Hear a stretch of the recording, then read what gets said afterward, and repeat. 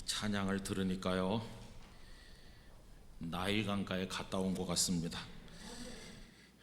요게벳이 모세를 갈대 상자 안에 띄울 때 그 마음이 어떠했을까 생각하면서 만든 찬양을 우리가 나누었습니다.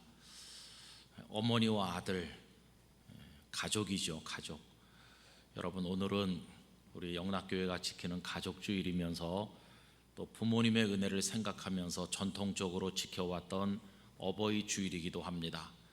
오늘 영락교회 성도들의 마음속에 가족을 사랑하는 마음과 부모님을 소중히 존귀하게 여겨드리는 마음을 하나님께서 허락해 주시길 바라고, 오늘은 특별히 중등부, 고등부 우리 사랑부와 함께 이 2부 예배 전세대 예배로 드리는데, 코로나 때문에 너무나 아쉽지만은 이렇게 함께하고 있습니다. 우리 사랑부, 중등부, 고등부 여러분들이 많이 위해서 기도해 주시길 바라고, 여기 대표로 이렇게 조금 왔어요. 우리 사랑부 친구도 오고 이렇게 왔는데, 우리 사랑부와 중고등부를 위해서 축복하는 박수를 한번 하도록 하겠습니다.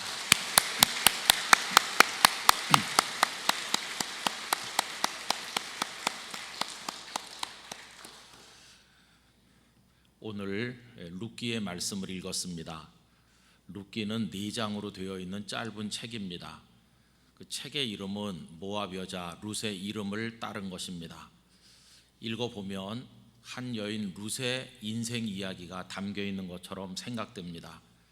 그러나 룻기는 한 여인의 이야기로 끝나는 것이 아니라 한 가정의 이야기로 확대되고, 그리고 맨 끝에 보면 이새는 다윗을 낳으니라 라고 되어 있는데, 이 다윗이 도탄에 빠진 이스라엘을 건지는 왕이 되니까 결국 룻기 이야기는 한 민족, 한 나라 전체 이야기로 확장되어 나가는 것을 보게 됩니다. 또 룻기는 다른 말로 바꿔서 말한다면 하나님의 은혜의 이야기라고 할 수도 있겠습니다. 여러분, 모든 은혜의 이야기는 그 출발점이 고통입니다. 은혜 이야기를 다른 말로 바꾸면 하나님께서 우리들을 구원하시는 이야기인데, 우리 사람들이 하나님의 구원이 없으면 안 되는 어려운 처지에 떨어져 있음을 전제하고 있는 게 아니겠습니까? 그래서 고통에서 시작이 돼서 하나님의 은혜로 구원을 받는 이야기, 이게 성경 속에 가득 차 있는 이야기입니다. 룻기도 예외는 아닌 것을 볼 수가 있겠습니다. 여러분, 어떤 상황이 주어졌을 때 그 상황 속에서 어떤 사람이 판단하고 결정하는 것, 그리고 그것을 실행에 옮기는 과정 속에서 사람들은 어리석음을 드러내기도 하고 실수하고 죄를 짓기도 하고, 그 결과로 인해서 감당하기 힘든 고통이 찾아오기도 합니다. 엘리멜렉이라고 하는 사람은 베들레헴에 살던 사람으로서 아내와 2 아들과 함께 살고 있었는데, 베들레헴에 큰 흉년이 오게 되었습니다. 그러자 그 가족은 이방 사람들의 땅인 모압이라는 나라로 이민을 떠나게 되었습니다. 그러나 그들의 이 결정과 행동은 위험하기 짝이 없는 것이었습니다. 왜 그러냐 하면, 이 베들레헴은 이스라엘이 가나안 땅에 들어간 이후에 하나님께서 허락해 주신 그들의 삶의 터전이요 기업이었습니다. 베들레헴을 떠난다는 것은 자칫 하나님을 떠날 수도 있는 위험한 일이었습니다.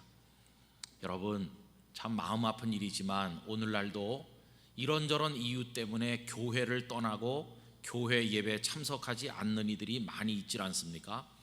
그분들은 하나같이 말합니다. 교회를 떠나도 하나님을 떠나는 것은 아니라고, 교회를 떠나도 믿음을 지킬 수 있다고 이야기를 하지만, 실제로 교회를 떠나는 그 순간 하나님마저 떠나게 되는 경우를 우리가 주변에서 얼마나 많이 보고 있습니까? 성도 여러분, 비록 흉년이 왔어도 베들레헴이 끝까지 지키며 살아야 될 하나님 주신 기업이었던 것처럼, 현실의 교회 속에 많은 문제가 있다고 할지라도 이 교회는 하나님께서 우리들에게 주신 은총의 축복의 땅이요 끝까지 지켜야 될 터전인 줄로 믿습니다. 어렵고 힘든 문제들이 있다고 할지라도 주님의 몸된 교회를 사랑하시기를 바라고 여러분들에게 주신 그 자리를 끝까지 지키며 하나님의 은혜를 구하시기를 부탁을 드립니다. 그런데 이 가족들이 모압으로 이주한 결과가 어떠했나요? 참 말할 수 없는 고통이 찾아왔습니다. 얼마 후에 엘리멜렉이 세상을 떠나고 나오미는 두 아들을 모압의 여인들과 결혼하게 합니다. 여러분, 이들이 거기서 모압 여자와 결혼했다는 것은 마음이 벌써 하나님으로부터 많이 떠났음을 보여주는 것입니다. 그들이 하나님을 잊지 않았다면, 그리고 조만간 베들레헴으로 돌아갈 생각을 했다면 결혼을 뒤로 좀 미루고 베들레헴에 돌아와서 이스라엘 처녀들과 결혼을 할 텐데, 모압 여자들과 모압 땅에서 결혼했다는 것은 베들레헴으로 돌아올 생각이 아예 없어졌다고 하는 것을 보여주는 게 아니겠습니까?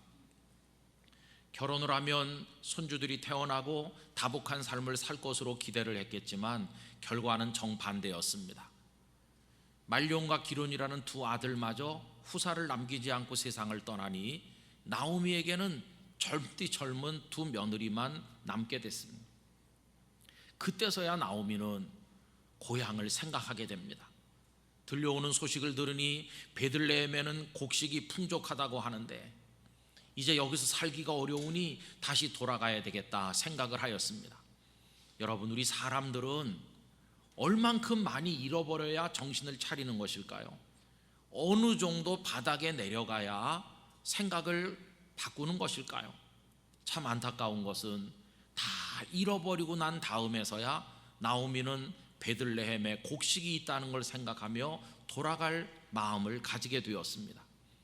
이 이야기는 마치 누가복음 15장에 나오는 예수님의 비유 속에서 작은 아들이 아버지의 재산을 미리 받아서 먼 나라에 가서 다 탕진하고 이제는 흉년을 만나서 돼지 우리에 살면서 돼지와 함께 쥐업 열매를 다투는 신세가 되어서야 우리 아버지 집에는 양식이 풍족한 품꾼이 얼마나 많은가 생각하며 아버지 집으로 돌아가는 이야기와 너무나도 흡사하지 않습니까? 나오미는 그 처지가 되어서야 고향 베들레헴으로 돌아올 생각을 한 것입니다. 그 와중에 큰며느리 오르바는 친정으로 돌아갔고 끝까지 어머니를 따르기를 고집하는 작은 며느리 룻만 데리고 두 사람이 베들레헴에 도착을 하게 되었습니다. 여러분, 여기까지가 어떤 상황, 그 상황 속에서 우리 인생들이 실수하는 판단착오, 그리고 그걸 밀어붙이는 고집스러운 행동, 그 과정에서 저질러지는 많은 잘못들, 그 결과로 인해서 돌아온 엄청난 고통, 이 비극적인 이야기가 룻기의 일막이라고 하겠습니다. 여러분, 이제 오늘 우리가 2장 말씀을 읽었는데 2장부터 4장까지는 그렇게 고통에 빠져서 하나님의 구원의 은혜가 아니면 살 수 없게 된 그들에게 하나님께서 어떻게 은혜를 베푸시는가 하는 것을 보여주는 제2막이라고 말할 수가 있겠습니다. 여러분, 하나님께서는 그들에게 어떻게 은혜를 베푸시며 그들을 고통 중에서 건져내신 것일까요? 이 하나님의 은혜 이야기를 한마디로 이야기하면 오늘 설교 제목 그대로입니다. 우연에서 마침으로 나아가도록 인도하시는 것이 하나님의 은혜 이야기입니다. 우연이라고 하는 것은 어떤 흘러가는 상황 속에 떠밀려가는 우리의 삶을 말하는 것이고, 마침이라고 하는 것은 그 삶 속에 뚫고 들어와 역사하시는 하나님의 손길을 이야기하는 것입니다. 이 어머니와 며느리가 베들레헴에 도착했을 때는 마침 보리 추수를 한창 시작하던 그때입니다. 이 두 사람은 가난했기 때문에 먹거리를 해결하는 방법이 없었고 결국 며느리 룻은 들판에 나가서 일꾼들 틈에서 떨어진 익삭을 하나씩 주워 자루에 담아 모음으로써 어머니와 자신의 먹거리를 해결하게 되었습니다. 허름한 옷을 걸치고 밭으로 나가는 며느리의 뒷모습을 보면서 나오미의 억장이 무너졌을 것입니다.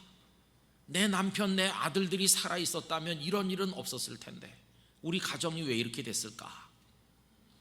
여러분, 그때 며느리 룻의 관심은 어디 있었을까요? 그녀의 관심은 단 하나였을 것입니다.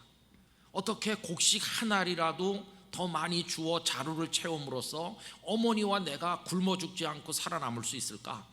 한 알이라도 더 많이 주어 담는 거, 그게 룻의 최대 관심이었을 것입니다. 여러분, 처절한 그녀의 관심은 오늘 우리들의 모습하고 너무 비슷합니다. 우리들도 새벽부터 밤까지 쫓아다니면서 조금 더 노력하고 조금이라도 더 손에 쥐고 조금이라도 우리 인생의 자루를 채워서 조금 더 큰 성공을 거둬보려고 애를 쓰는데, 그 모습과 너무나 흡사하지 않습니까? 내가 좀 더 자지 않고 좀 더 수고하고 좀 더 노력하고 좀 더 애를 써서 뭔가를 해보겠다고 하는 이 정말 애타는 모습의 그 수고는 바깥에서부터 다가오는 은혜를 기다리는 것이 아니라 자신의 노력으로 진액을 짜내는 수고를 통해 뭔가를 얻으려고 하는 율법적인 수고라고 말할 수 있겠습니다. 그런데 여러분, 하나님의 은혜는 어떤 것입니까? 은혜는 곡식 한 알이라도 더 주워 담으면 내 인생이 행복해질 거라는 생각을 하는 것이 아니라 전혀 생각하지 못했던 하나님만이 준비하시고 우리에게 베푸시는 예상 밖의 뜻밖의 사건을 마주해야 하는 것, 이게 바로 하나님의 은혜인 것입니다. 룻기 2장부터 4장까지는 하나님께서 룻과 나오미를 위해 준비해 놓으신 전혀 생각하지 못했던 예상 밖의 사건들이 가득 채워져 있는 것을 볼 수 있는데, 다른 게 아니라 우리 인생 속에 흐르는 우연을 하나님께서 마침으로 바꾸시고 깨닫게 하시는 과정 속에 나타나는 것을 볼 수 있습니다. 그렇게 밭에 나가 이삭을 줍던 룻이 어느 날 사람들과 더불어 도착한 밭은 보아스의 소유인 밭이었습니다. 그건 정말 우연한 것이었습니다. 여러분, 오늘 본문 3절 다 같이 읽어보겠습니다. 룻이 가서 베는 자를 따라 밭에서 이삭을 줍는데 우연히 엘리멜렉의 친족 보아스에게 속한 밭에 이르렀더라 라고 되어 있죠.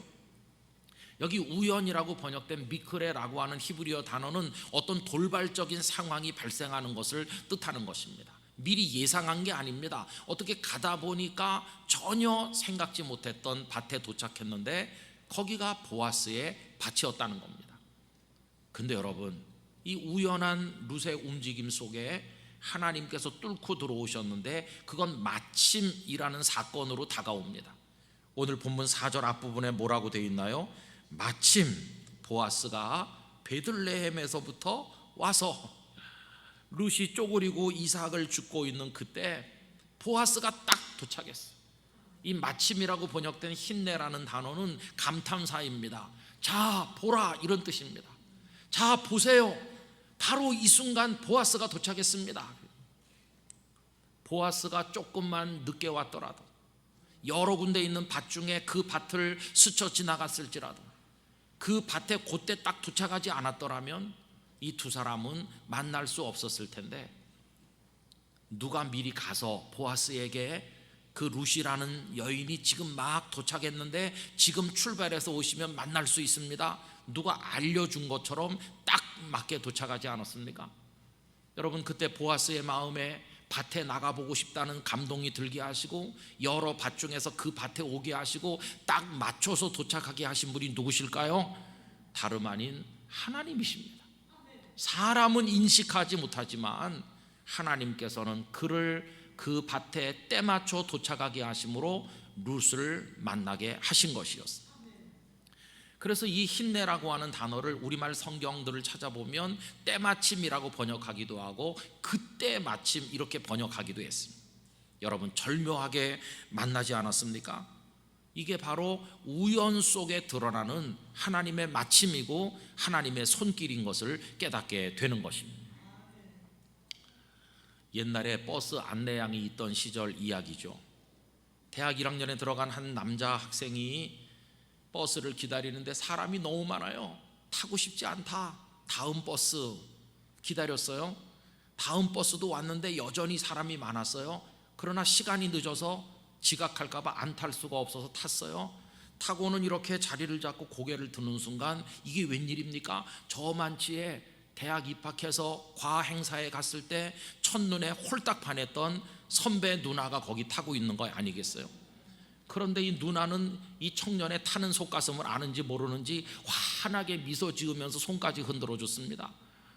가슴이 쿵쿵 뛰기 시작했습니다. 막 얼굴이 빨개지고, 그리고 내려서 학교까지 둘이 걸어가는데 제정신이 아니었습니다. 그런데 이 누나가 알긴 아는지 등을 턱 치고 막 어깨 동무를 하면서 하는 말이, 여름방학에 너 뭐하니? 뭐 안 하는데요? 그럼 누나랑 같이 며칠 어디 갈래? 완전히 뒤집어졌습니다. 누나랑 어디 가기로 했습니다. 그래서 간 데는 기독교 동아리 여름 수련회였습니다. 한 번도 교회 간 적 없어요. 그런데 누나가 좋아서 따라가 보니까 여행이 아니라 기독교 동아리 여름 수련회 하는 데 갔어요. 저 맨 뒷자리에 앉아 있었습니다. 그런데 3일째 집회가 끝나는 날 그는 맨 앞자리에 나와 앉아 있었고 눈물이 비오듯 흐르게 됐습니다. 그는 그 수련회 때 주님을 만난 것이었어요. 주님이 그 자매를 통해 끌어내신 것이었어요. 그리고 변화되어 그 여인을 향한 마음이 한쪽에 있다면 한쪽에는 예수님을 사랑하는 마음이 채워지게 됐습니다. 어떻게 됐을까요?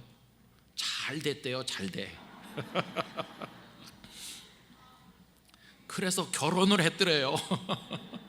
그리고 선교사가 됐다는 거예요.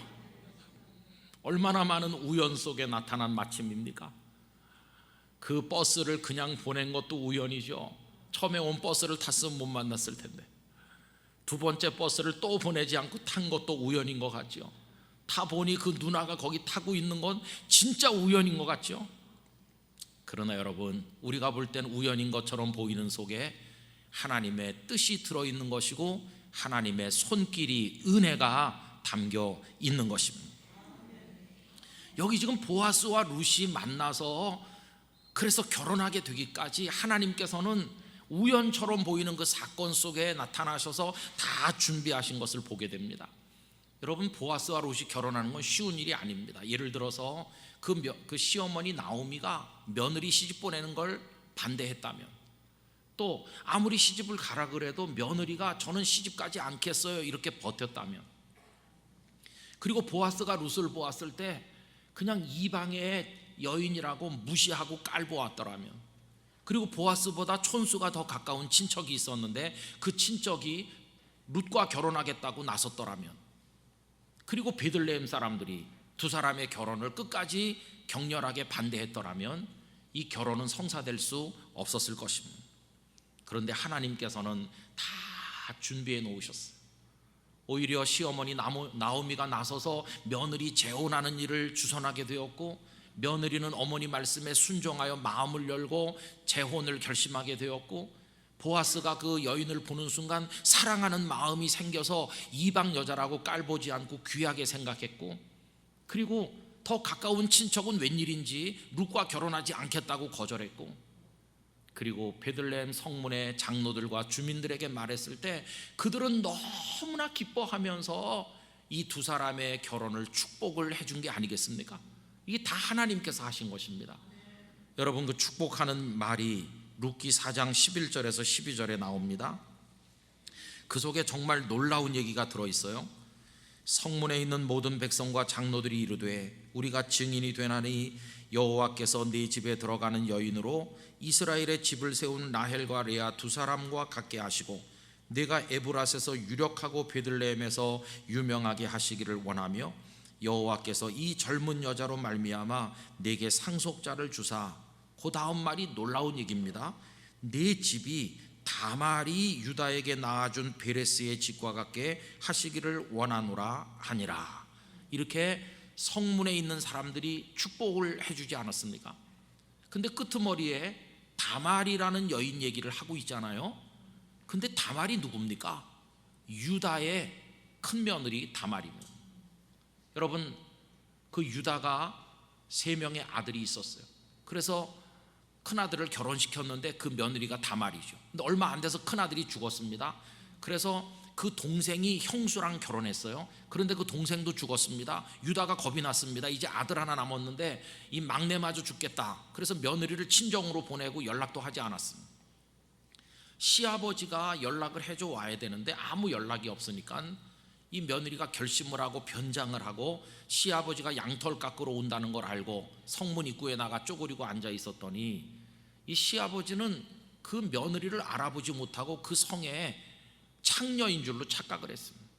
그리고는 며느리와 시아버지가 하룻밤을 보내게 된 겁니다. 그래서 며느리가 임신을 했습니다. 그래서 베레스와 세라라고 하는 두 아들을 낳았는데 방금 여기 베레스라는 아들 얘기를 하고 있잖아요. 여러분, 어떤 집안의 가문, 그 가문의 족보를 얘기할 때 시아버지가 며느리를 통해 자식을 얻었다는 거, 이거보다 더 부끄러운 얘기가 어디 있어요? 이거는 꼭꼭 숨겨서 알려지지 않게 해야 되는 얘기 아니겠어요? 근데 여기 지금 베들레헴 주민들은 룻을 축복하면서 하는 말이 다말을 거명하면서 다말이 그 유다에게 낳아준 베레스처럼 그 집안처럼 되기를 원한다고 해주는 겁니다. 이거 뭘 말해줍니까? 베들레헴 주민들은 자기들의 조상인 유다가 며느리를 통해 아이를 낳은 걸 수치스럽게 생각하지 않고 있다는 증거죠.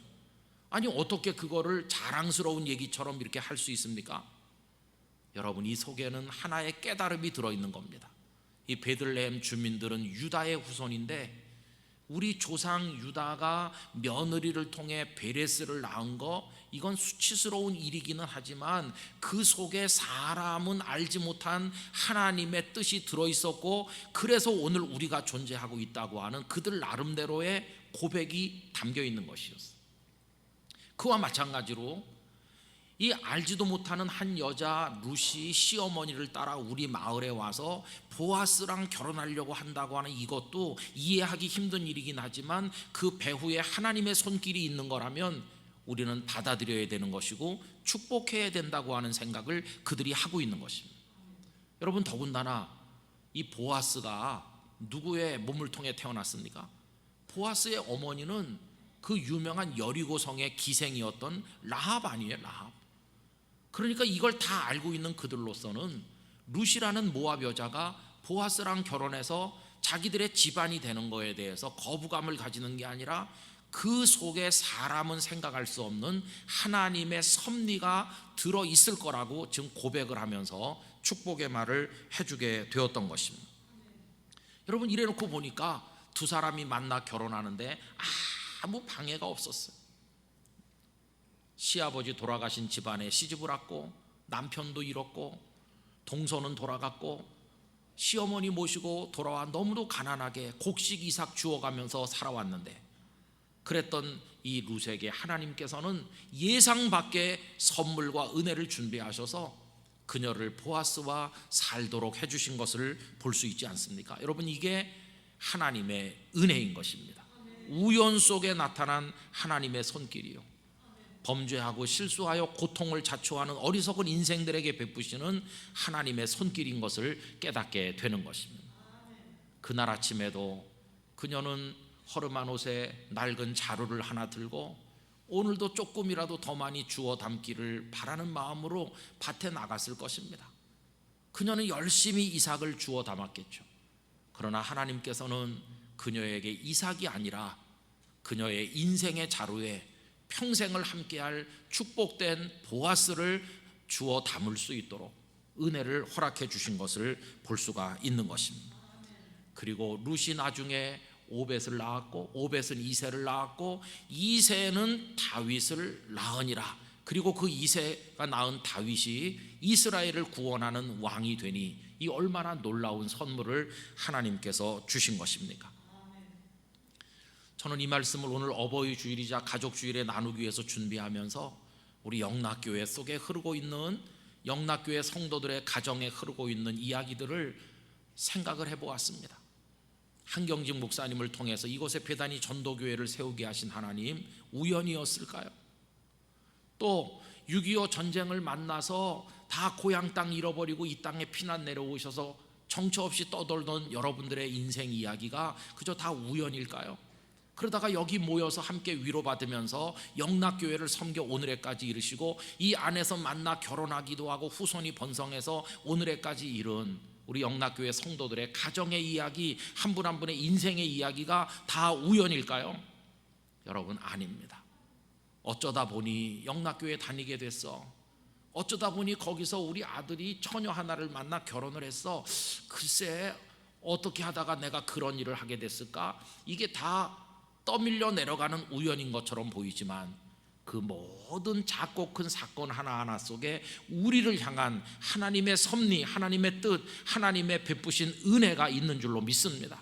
그래서 오늘 여기 가족주일 2부 예배, 우리가 이 자리에서 가정에서 예배 드리고 있는 오늘 우리의 이 모습은 하나님의 은혜가 빚어 만든 결과인 것을 우리가 하나님 앞에 감사해야만 한다는 것입니다. 우리는 은혜로 여기까지 살아온 것입니다. 결코 우연이 아닌 것입니다. 우리의 인생은 우연과 우연이 만나서 빚어진 것이 아니라 하나님의 뜻 안에서, 하나님의 은혜의 손길 안에서 빚어 만들어져서 오늘 이 자리에 도착하게 된 줄로 믿습니다. 여러분, 그렇다고 한다면 우리의 남은 인생, 우리 가정의 미래, 우리 영락교회와 이 나라 이 백성의 미래는 어떻습니까? 역시 우리는 모르지만 예상 밖의 계획을 가지고 우리를 이끄시고 가시는 그 하나님의 은혜의 손길에 우리를 맡겨야 될 줄로 믿는 것입니다. 여러분, 다 하나님께 맡겨 그 은혜를 의지하며 살게 되시기를 기원합니다. 룻과 그의 가족 속에 역사하신 하나님의 손길이 우리 영락교회 성도들의 가정 속에 함께 하시기를 축원합니다. 룻은 그 다음에 어떻게 됐을까? 알지 못합니다. 그래서 상상을 해봤습니다. 아까 젊은 여자라고 그랬잖아요. 룻이 남편 보아스를 만나서 오벳을 낳을 때 20대 여인이었다면 한 40대 50대 됐을 때 손자 이세를 보지 않았을까? 그리고 룻이 한 80세 90세 그 이상 살았더라면 아마 이세가 낳은 8명의 아들 다 만났을 거고, 그 막내 다윗이 태어나는 것을 룻이 볼 수도 있지 않았을까? 이런 생각을 해봤어. 어느 평온한 저녁 시간에 저녁을 나누고 저만치 하루 해가 지듯이 태양이 넘어갈 때 다 가족들이 둘러앉아서 그 손주들이 룻 주변에 옹기종기 모여 앉아 있었다면 그들은 무슨 대화를 나눴을까? 그 중에 꼬마가 할머니는 먼 나라에서 왔다면서, 그래, 이 할미는 아주 먼 데서 왔지. 그 나라가 어딘데? 그 모압이라는 나라인데. 근데 할머니는 어떻게 보아스 할아버지랑 결혼한 거야? 그러면 아마 룻은 그 이삭 줍던 눈물 나던 시절의 기억이 생생하게 살아나면서 두 눈에 눈물이 흐르겠죠.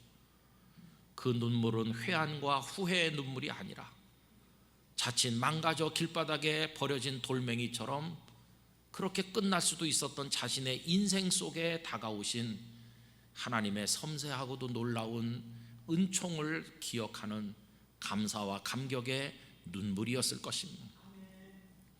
그리고 아마 룻은 이렇게 말하지 않았을까? 얘들아, 이 할머니 곁으로 다가와.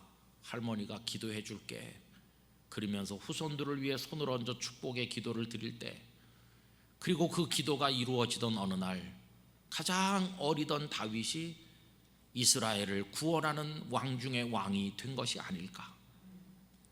한 여인의 인생, 그리고 얽히고 설킨 그 가정의 삶, 그리고 거기서 태어난 후손들, 그리고 할머니가 후손들을 위해 드리는 기도, 그 기도를 이루시는 하나님, 그래서 그 한 나라를 다시 세우는 놀라운 역사, 이것이 이 성경 속의 룻기와 그 이후의 이야기를 통해 흘러가고 있는 것입니다. 우리 영락교회 이야기 속에 영락교회 성도들 한 분 한 분과 가정의 이야기가 날줄과 씨줄이 이렇게 얽혀서 아름다운 천을 만들어내는 것처럼 얽혀 흘러가고 있는데, 겉으로 보면 다 우연에서 우연으로 흐르는 것 같지만 그 밑에는 마침 그 일을 이루시는 하나님의 정교하고도 놀라운 은혜가 흐르고 있는 줄로 믿습니다. 이제 앞으로도 우린 그 하나님의 은혜 가운데 살아야 되겠습니다. 그 은혜만 바라보고 우리 인생을 살고 우리 가정을 세워나가고 우리 영락교회와 그 삶이 이어져 대한민국을 세우고 세상 속에 하나님의 영광을 선포하는 데까지 이르게 되기를 간절히 소원합니다. 여러분, 이걸 위해 늘 기도하시고 하나님의 은혜의 손길에 우리를 맡기게 되기를 바라고, 그래서 우리도 룻 같은 고백을 가지고 하나님을 찬송하며 살아가게 되기를 간절히 기원합니다.